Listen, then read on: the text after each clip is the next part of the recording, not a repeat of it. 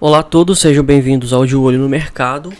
Hoje é 3 de agosto de 2021 e nós tivemos o pregão de terça-feira. Os pregões eles estão com uma imensa volatilidade, né? Uma coisa assim fora do normal, tá? Se a Bolsa Brasileira, o Ibovespa, né, ele tivesse um índice de volatilidade igual ao SP500, que é o índice americano, tem, né? O SP500 tem um VIX. Esse VIX é um índice de volatilidade. Se a Bolsa Brasileira tivesse, o VIX do Ibovespa estaria nas alturas, tá? Porque, olha só, o candle do pregão de hoje é de matar, né? Esse negócio aqui. Porque é o seguinte, você tem, hoje nós estamos terça-feira, né? Pois é, aí sexta-feira, dia 30/7, a gente tem um candle de força baixista, beleza.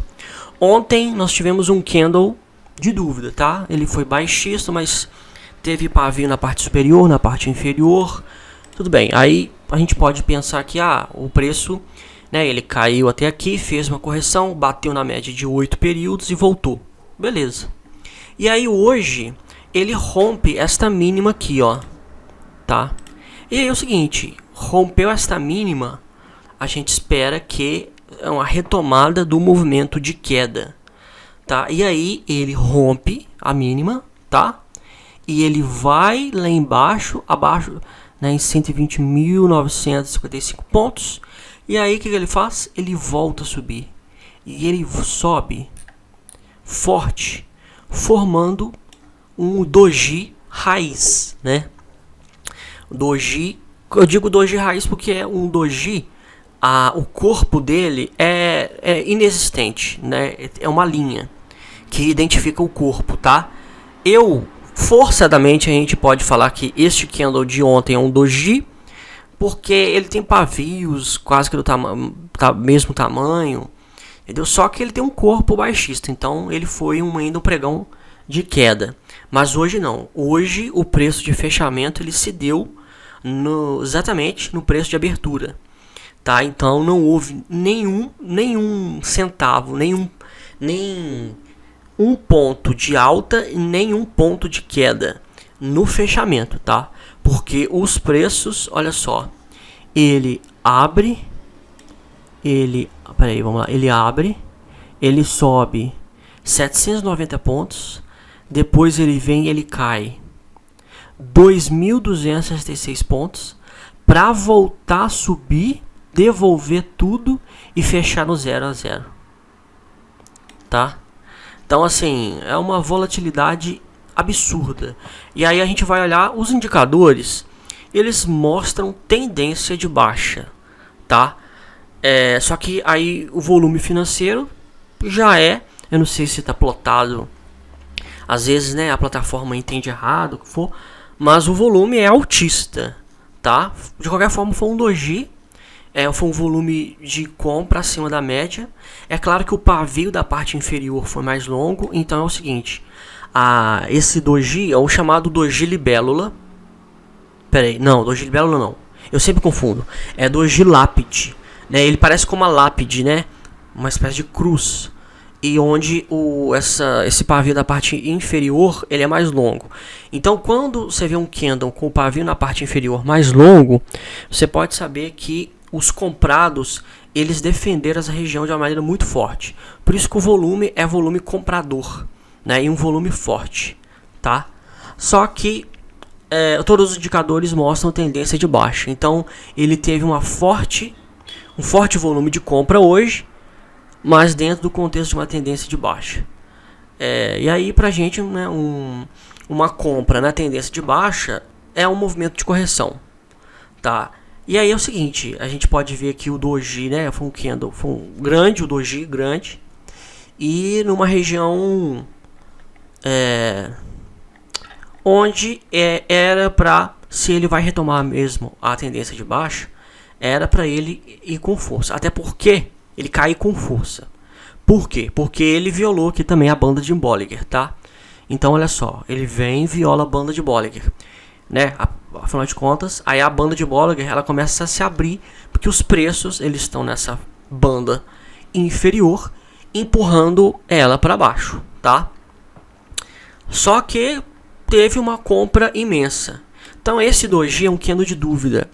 A conclusão que nós chegamos é o seguinte: o mercado está indeciso, né? E aí quando você tem candles dessa maneira em regiões como esta, a gente simplesmente faz nada, tá? O mercado está indefinido, né? Indefinido. E aí é o seguinte, é muito, né, quem faz day trade aí de mini índice tem que tomar muito cuidado, porque como o mercado está muito indeciso, tá? Ele pode dar uma pancada para baixo quando uma pancada para cima, e essa pancada pode parar no meio do caminho, voltar a cair, voltar a subir.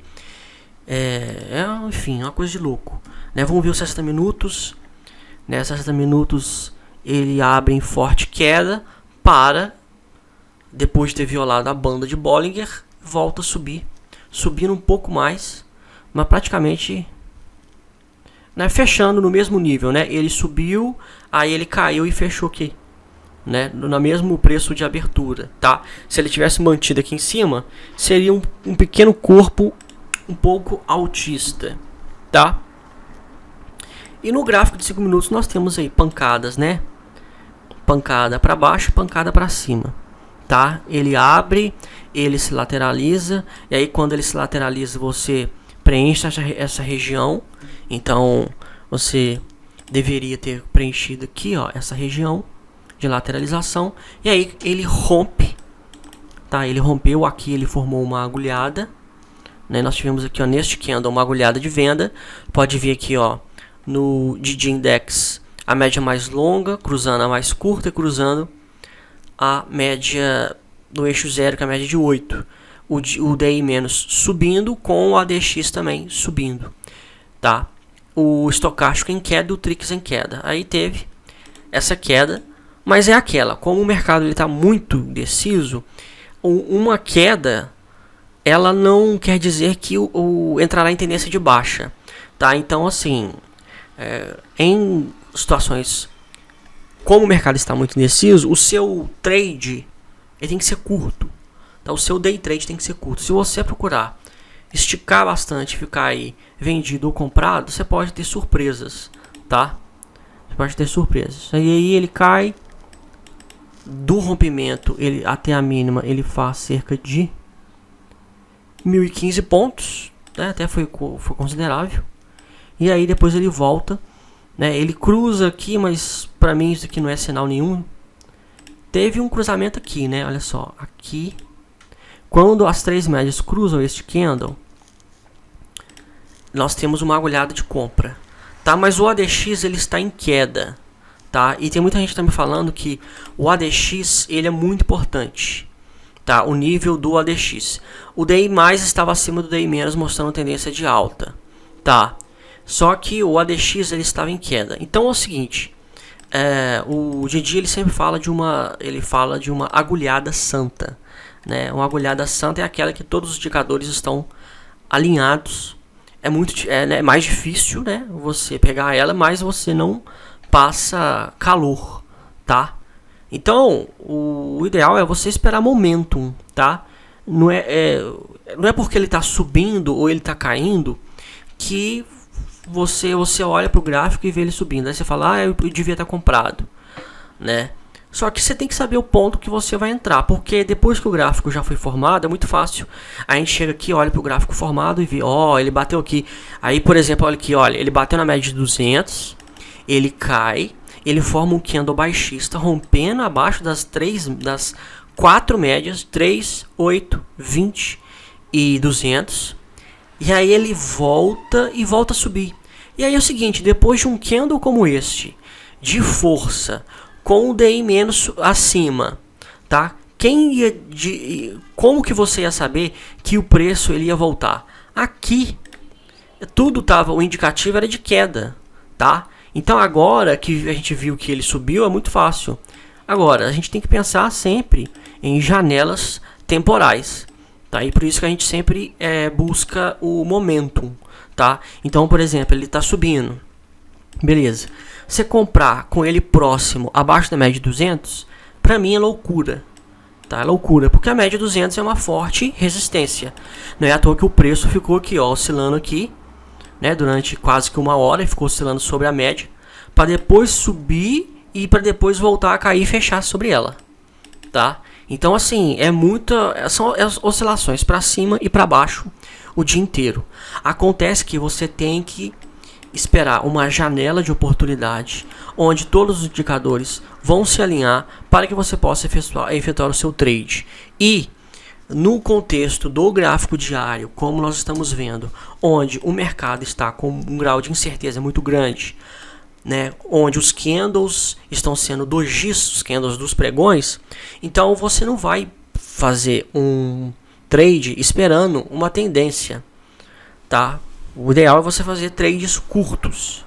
Este é o ideal, ok? O mini dólar, aí para você ver, olha só, o mini dólar ele faz um candle de força altista, faz correção. Beleza, até aqui normal. E aí o que você espera aqui? Um novo candle de força do tamanho ou próximo a este candle aqui. Beleza, ele subiu. Olha só, ele veio aqui da média e ele subiu. Foi lá em cima, quase bateu na banda superior de Bollinger, mas houve uma pressão vendedora que jogou ele para baixo, tá? Então, assim como teve uma pressão compradora que jogou o índice para cima, formando aquele pavio do doji, aqui nós tivemos o pavio na pressão vendedora, tá? Uma volatilidade imensa, uma volatilidade insana, né? E aí você vê que teve uma pressão vendedora muito forte, formando esse pavio enorme. Este candle, né, nós temos aqui o que? Um martelo invertido, né? Mostra, geralmente martelos são nas regiões de topo, tá? E aí você olha para os indicadores e você vê tendência de alta, DI mais acima de DI menos, estocástico subindo.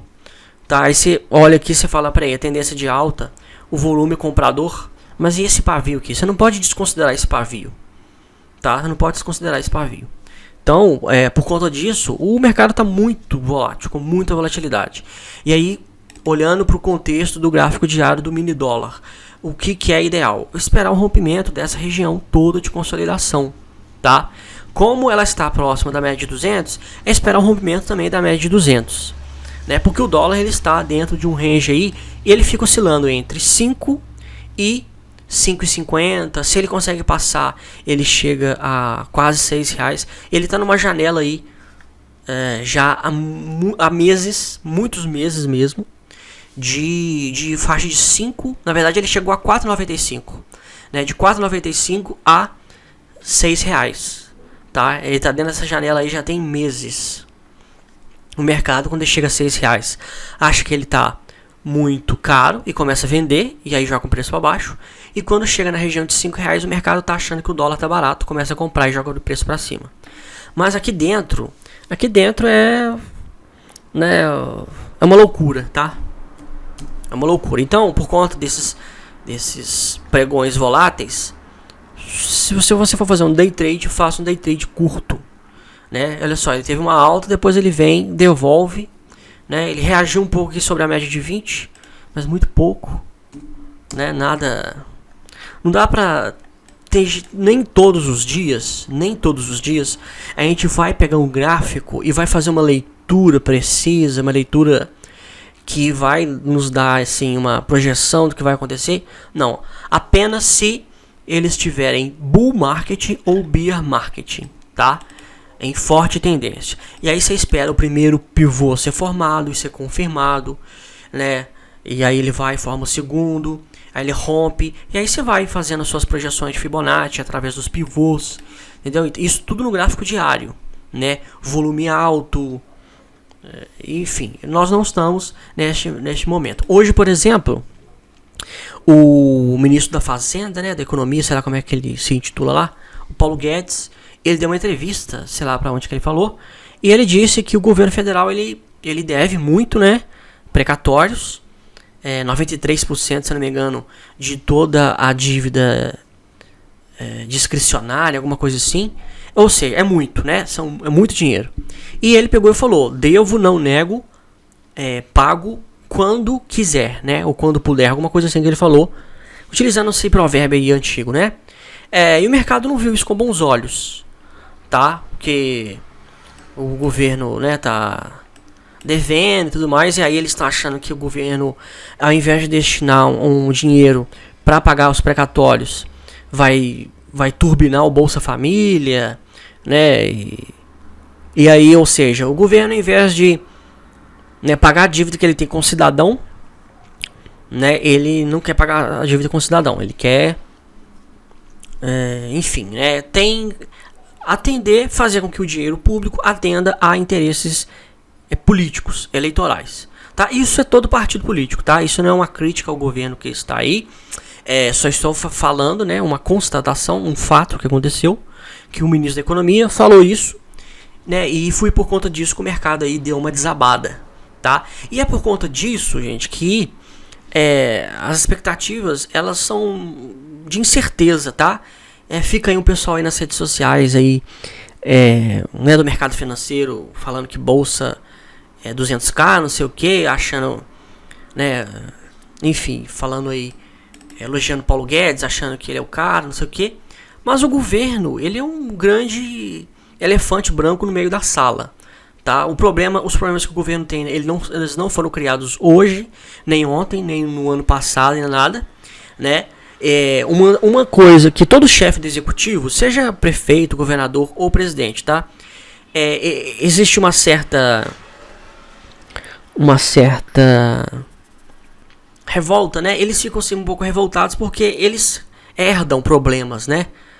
Entendeu? O cara vira presidente, que ele chega lá e ele já pega toda aquela problemada, né? De décadas e décadas. Só que é o seguinte, ninguém vira prefeito, governador ou presidente sem saber o que está acontecendo, né? Quando um novo chefe do executivo ele entra, existe a chamada transição.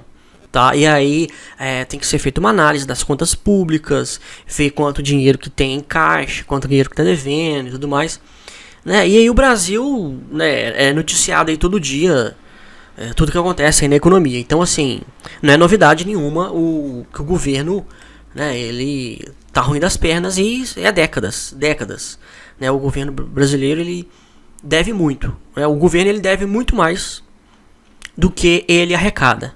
Tá? Se o governo fosse uma pessoa física ou uma empresa, ele já tinha falido. Porque o que ele faz?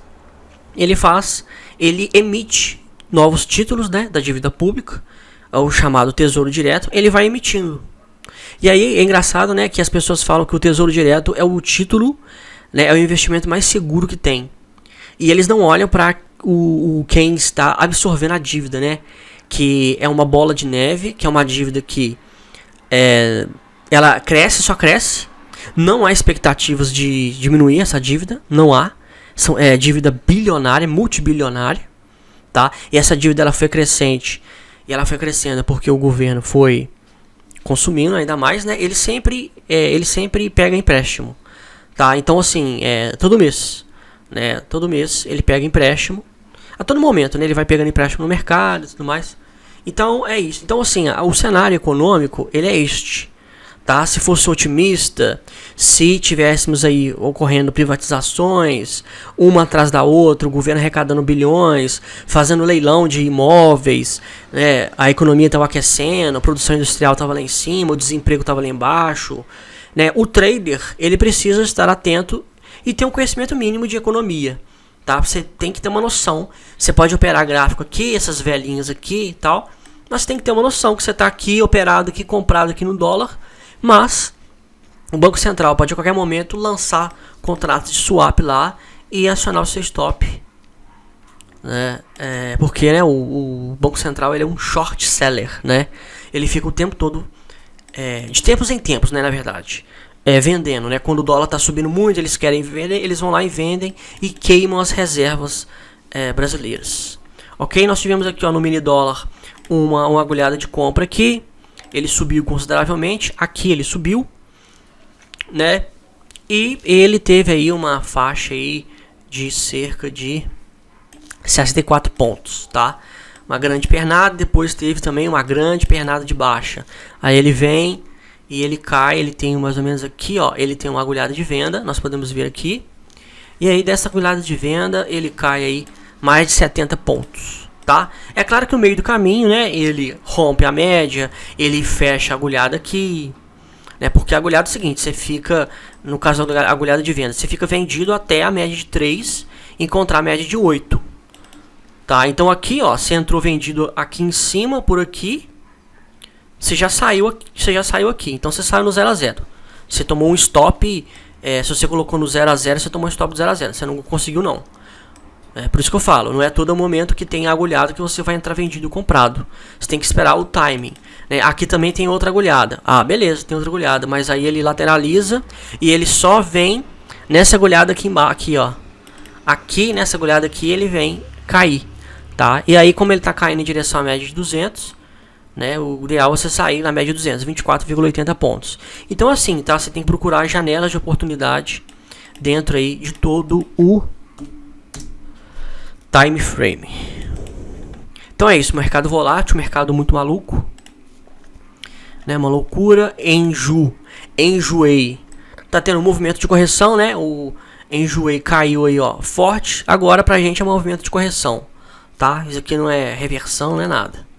Pets comprou a plataforma chamada, acho que a plataforma, né, uma outra empresa chamada Zedog, e acho que é Zedog mesmo, e aí abriu, né, com esse imenso gap de alta. Mas olha só, né, um candle baixista. Ou seja, né, o camarada tá lá comprado. O camarada comprou aqui, ó, na região de R$22 a ação. Aí na hora que ele abre a plataforma Home Broker, ela tá 25, tá? O cara começa a vender para realizar o lucro. Ele não sabe como que vai ser, né, a situação, então ele vende mesmo. Então assim, comprar agora só se você quiser queimar dinheiro, rasgar dinheiro e tal. STBP3, movimento de correção, tá dentro também de uma região de lateralização imensa, ok? Pomo 4, queda, mas a média de 200 está aqui embaixo, você não vai entrar vendido aqui para ter que sair aqui, a loucura. VLID3, queda também, mas está esticado, né? Afastada das médias. E Lame 4, queda, né? Lame 4 foi para lama, né? Um trocadilho assim muito mal feito, mas olha só esse imenso gap, E aí, meus amigos, só para fechar e fechar com chave de ouro, você que teve aí a paciência de assistir esse vídeo até este momento, tá? Vou até tirar essa projeção aqui. Uma coisa muito importante, absurdamente importante, loucamente importante, é você estar ciente também do chamado slippage, tá? Que ali slippage é uma expressão em inglês que, traduzindo para português, seria escorregadio. Esse fenômeno, né, é um fenômeno aí que faz com que as pessoas percam muito dinheiro na bolsa. O que acontece? Slippage é quando o preço ele oscila sem executar sua ordem. Então vamos supor, o camarada estava comprado em Lame 4 a R$22. E aí ele colocou o chamado stop a R$20. O que é o stop? Stop é uma ordem programada, tá, no sentido contrário. Por que eu estou dizendo isso? Porque não é apenas quando você está na ponta compradora que você tem stop, na ponta vendedora também, né? A bolsa de valores permite você vender algo que você não tem e para você depois recomprar. E aí se o preço cai, você recompra mais barato e ganha dinheiro, tá? Essa é a dinâmica no mercado. Mas vamos pensar só em termos de compra, porque aí todo mundo consegue entender, porque não é uma coisa maluca, igual a operação de venda é uma coisa maluca.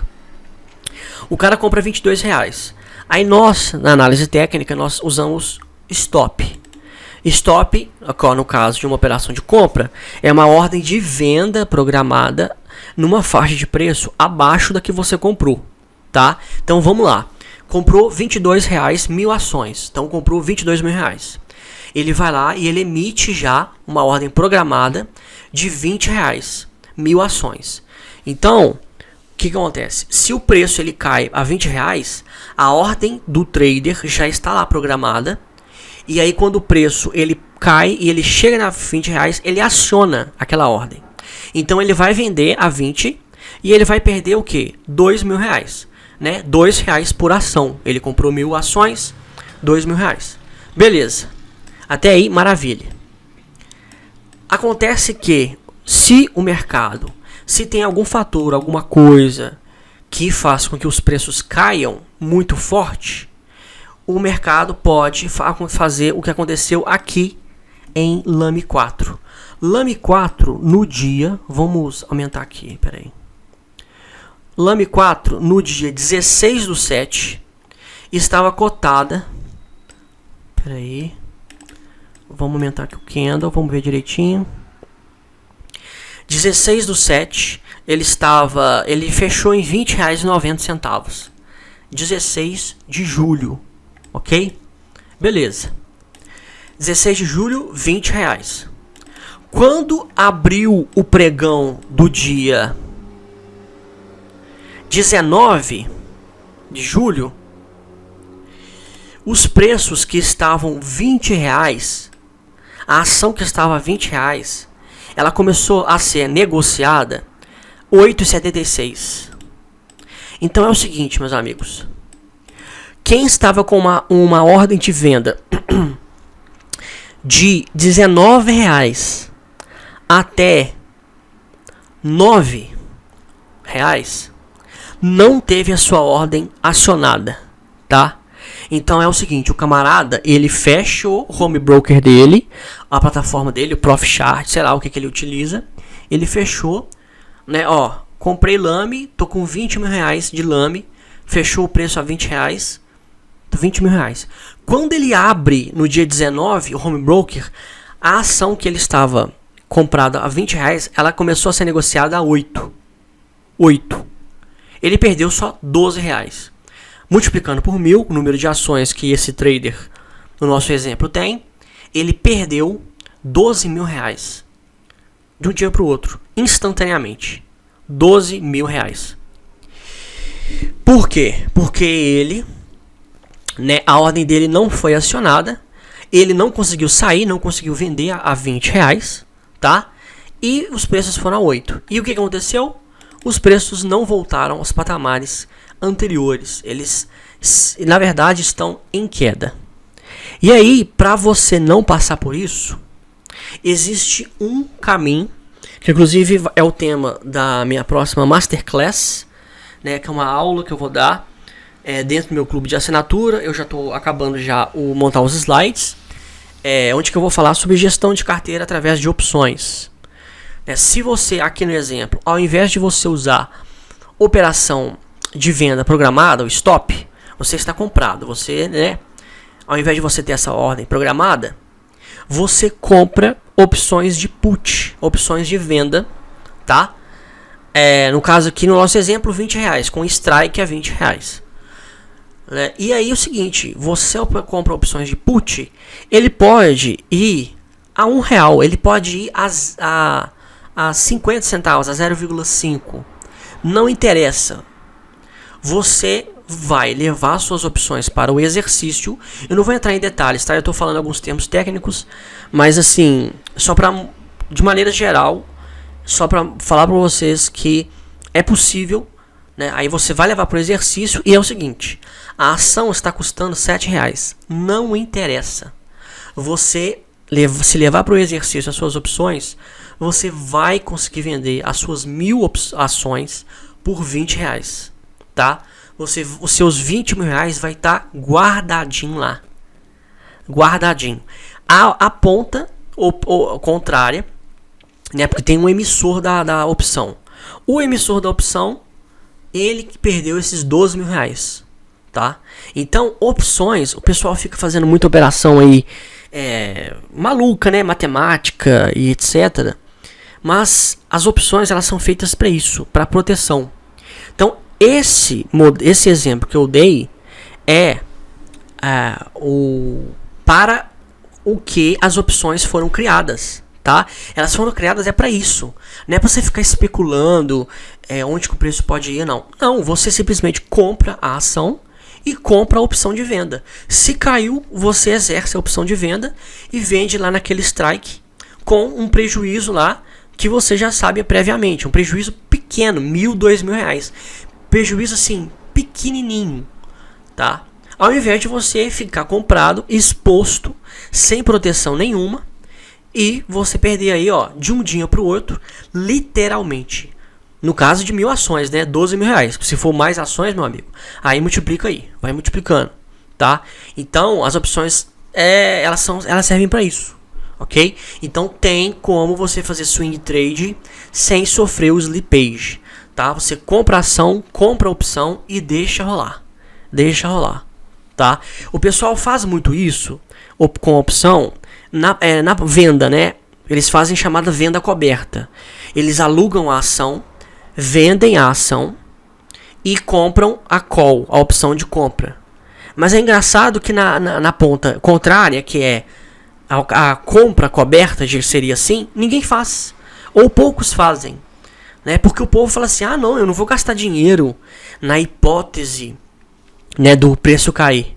Eu não vou gastar dinheiro. Aí quando o preço cai 59% de um dia para o outro,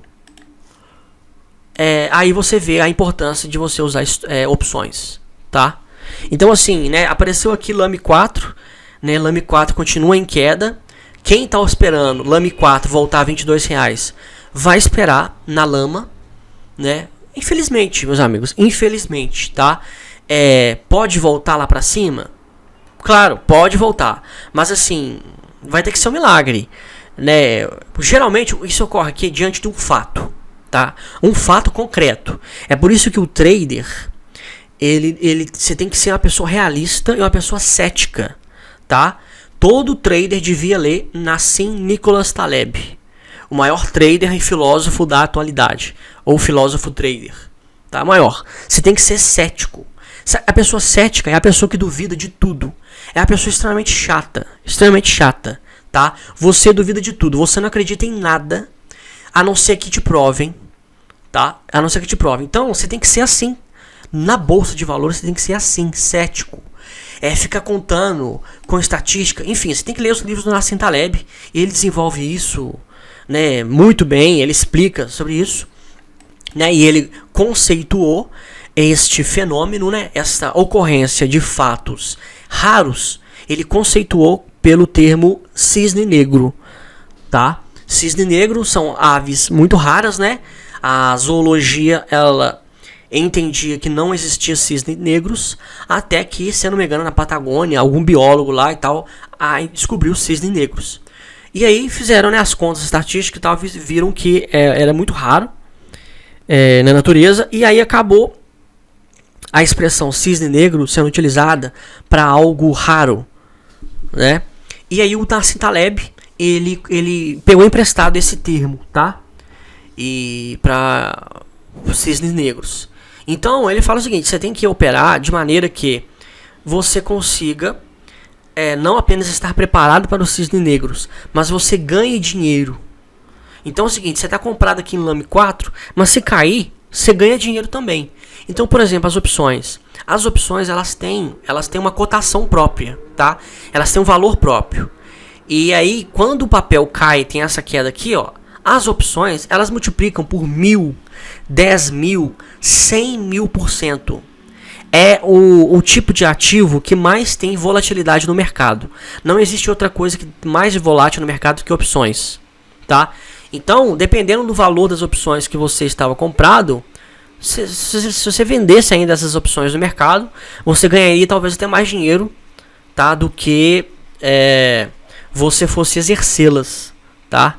Então tem isso, né? E é muito importante. Então assim, Lame 4 tá aqui, né, para mostrar esse preço que tá, para mostrar que tudo pode acontecer, tá? Tudo pode acontecer. Você tem que dar um passo como se você estivesse pisando numa camada de gelo e você não sabe se vai ceder ou não, tá? E aí você dá um passo de cada vez e mesmo assim com certeza, né, que se você tirar o pé de trás para dar o próximo passo, o pé que você acabou de dar, o passo que você acabou de dar, ele não vai te fazer afundar, tá?